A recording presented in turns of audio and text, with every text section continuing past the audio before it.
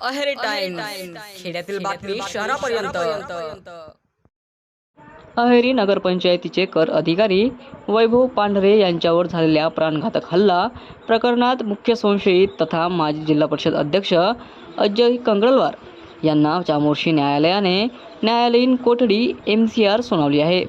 त्यानुसार त्यांची रवानगी चंद्रपूर मध्यवर्ती कारागृहात करण्यात आली आहे. पोलीस कोठडीदरम्यान तपास यंत्रणेने महत्त्वाची प्रगती करत घटनास्थळावरील पुरावे संकलित केले असून हल्ल्यासाठी वापरल्याचा संशय असलेले लाकूड जप्त केले आहे. दरम्यान न्यायालयाने दोन्ही बाजूंचा युक्तिवाद ऐकल्यानंतर कंगळवार यांना न्यायालयीन कोठडी सुनावली आहे. या हाय प्रोफाईल प्रकरणातील इतर आरोपी अद्याप फरार असून त्यांचा शोध घेण्यासाठी पोलिसांची विविध पथके कार्यरत आहेत. प्रकरणातील दररोज समोर येणाऱ्या नव्या घडामोडींमुळे संपूर्ण गडचिरोली जिल्ह्याचे लक्ष आता तपासाकडे लागले आहे.